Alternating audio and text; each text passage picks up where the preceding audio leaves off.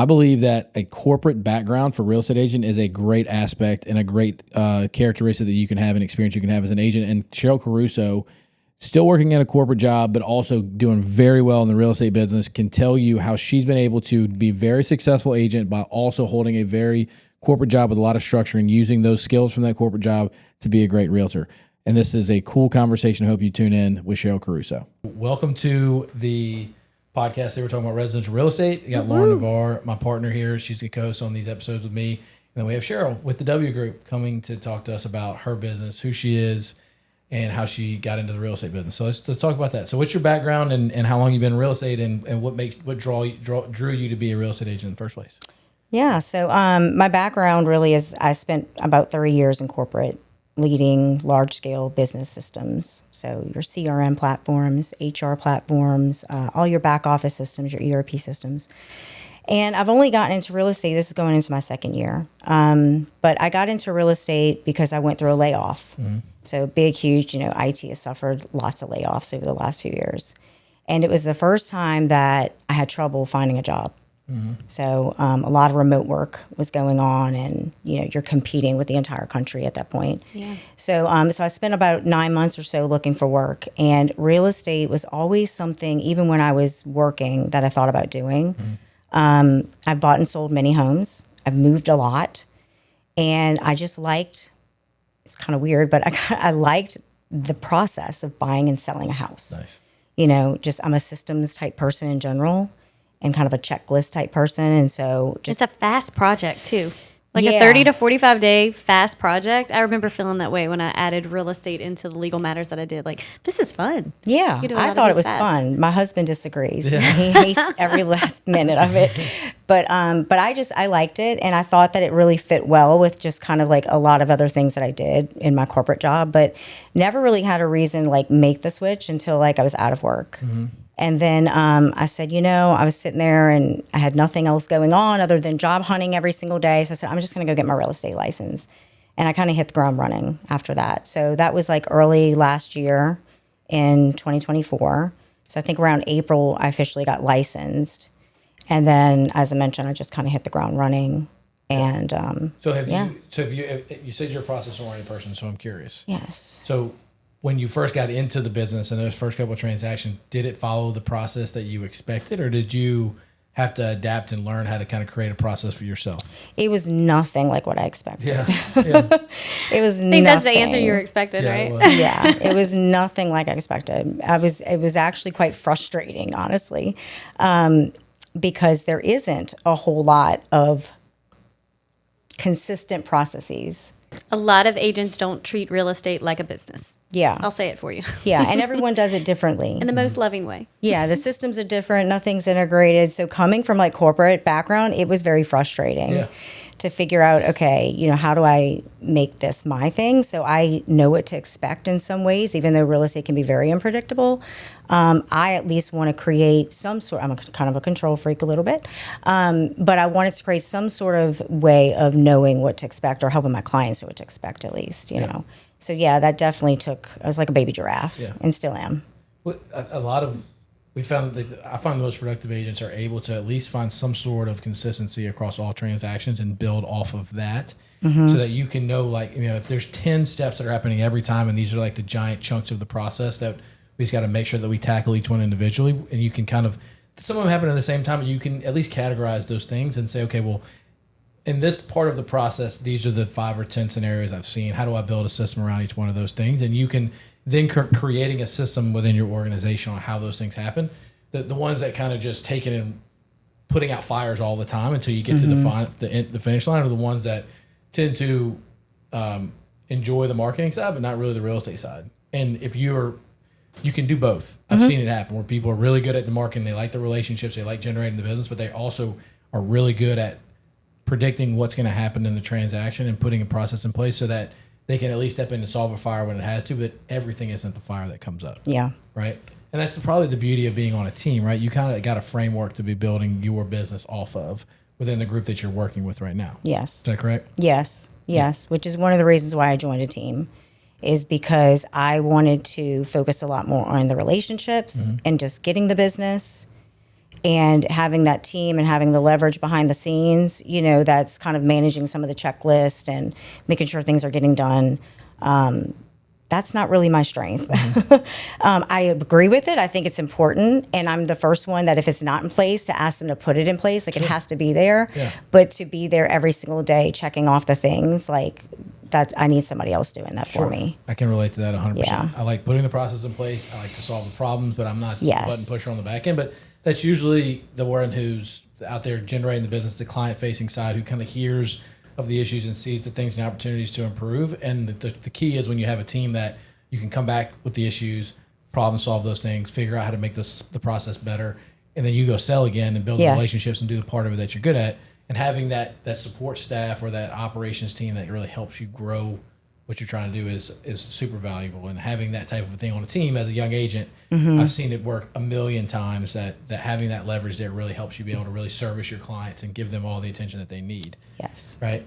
And so as a realtor, as a solo agent working on a team, the fact that you've moved so many times and that you've been at places and you enjoy that process, how do you integrate that into the business that you operate, and how do you service your clients? Well, having gone through it many times working with different realtors, I mean, I've seen things that like just didn't work well for me, or, ways that I felt like, well, I could probably improve that experience for other people, for sure.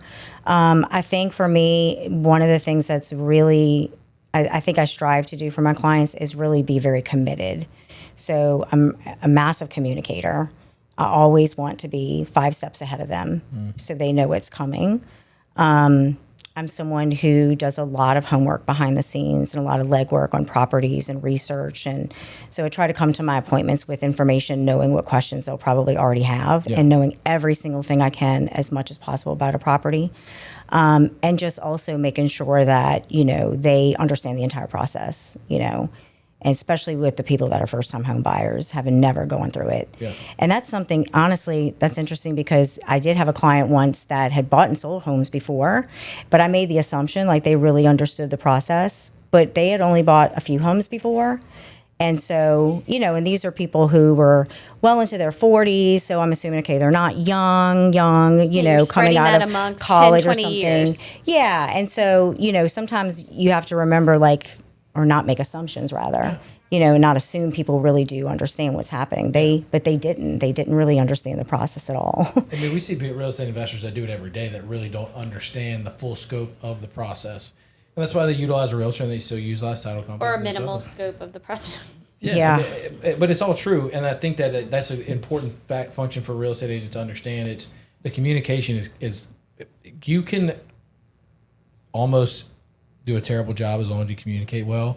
You're going to save yourself a lot of time and save the deal most of the time, because communication, in my opinion, is one of the top things that real estate agents and professionals do to set themselves apart. I think it's because there's so many parties and it moves so quickly. If you don't communicate, even in a 48-hour time span, something's going to get missed. Yeah. I agree with that. Communication, but going along with that communication, it's creating clear expectations in that communication, right? And getting people, helping them being 5 steps ahead by letting them know this is the next 2 or 3 steps that we're going to be going through over the next couple of weeks. If you need anything, let me know. This is what we're going to be going on. And then when you follow up with them, you're reiterating we're still within these steps. But making sure they understand where they're at and what's coming next, so that they're not blindsided by things. Again, real estate agents and professionals that get themselves in a bind are the ones that are always being reactive to the situation. They're waiting for somebody else to reach out to them to take action. And if you're constantly being proactive with activities and communication, you're going to solve a ton of problems as a real estate professional. Absolutely. A ton of problems. Amen. And that's where the checklist comes in, and all those types of things. So what part of it is your most favorite? Working with buyers and showing them new houses, helping sellers promote their house that they love. Which side of that is the most enjoyable for you? I really do like working with buyers. Lately, it seems a little more than sellers. I think it's because, sometimes on the buying side, it's not always a happy moment, because usually it comes with some sort of change. So sometimes it could not be necessarily a happy moment.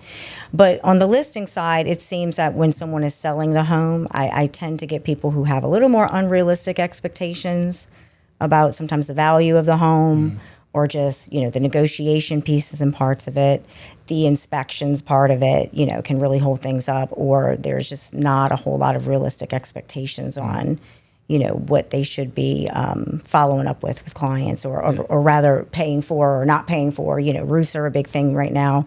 Everybody wants a new roof.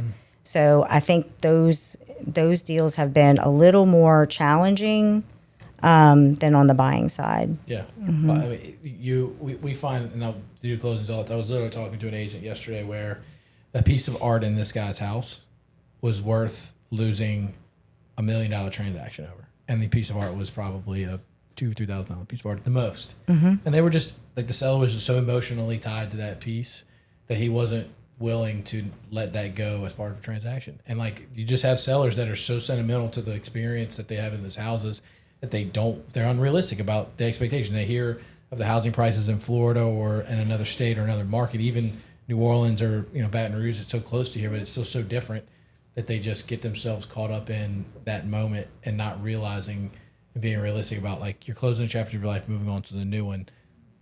The piece of art on the wall is probably not worth, setting that back and causing yourself a lot of legal headaches. So Yes. the emotional side of real estate definitely pays a toll on everybody whenever you're in a real estate deal. But again, the communication and clear expectations and making sure that you're, on top of all those things, like who's going to be keeping the piece of art on the wall, or if somebody wants it, making sure you're contracting that, it's a big deal. Yeah. So Yeah, I agree. The emotional side is definitely, I wouldn't say it's been a challenge, but, coming from a corporate background, I wasn't used to dealing with the general public every day. Yeah. I was used to dealing with business people, and there's just a different mindset there. There's not as much emotion, and those types of people tend to leave emotion out, Yeah. and we're just strictly business. And I'm such a business focused type person that two things. One, I had to remember that I have to bring some of that emotion sometimes because it's a pretty big deal buying and selling homes, and there is emotion tied to it. And I'd have to remind myself to, like, be vulnerable, show the softer sides, not be so business focused, because that can be off-putting to some people. They don't feel you. They sense that you're there for them for the business transaction, but do you really care? So and I do care very deeply. But I'd have to remind myself, to kind of open that part of myself. It's not a boardroom, And then there's a flip side of that where you have to deal with emotional states of people that are angry, over sometimes to what I might think is a little ridiculous to be angry over, but they're angry. And so you have to know how to, like, be in that space with someone and not absorb that, which is okay for me, but also how do you help them through that? You're not always, some people think that you're their therapist. But you just sit there and listen and let them vent as they need to. Because you are working with someone on a very, like, personal transaction. It's not business, just business. it's business to us. It's definitely personal to them. Yes. And being able to make a business decision and then understand and have empathy on the back end is important. And you have to have the confidence to help them work through the emotions to get to the right result, or let them know that this decision you're making is an emotional decision and it's not going to be practically the best thing for you to do. But if you're that's the hill you want to die on, and just know that you're making an emotional decision based on these things, and this is the practical consequences of those things. Understanding it is key to helping them solve those problems. Absolutely. And I think that is the key. And that's kind of the approach that I've taken, is having the empathy to understand that it is emotional. You can't just leave it out. But at the same time, when you're making these decisions, they're financial decisions. And so you definitely have to help people reach a place of clarity, And so I'm there to present sort of that clarity and then, allow them to navigate that however they need to.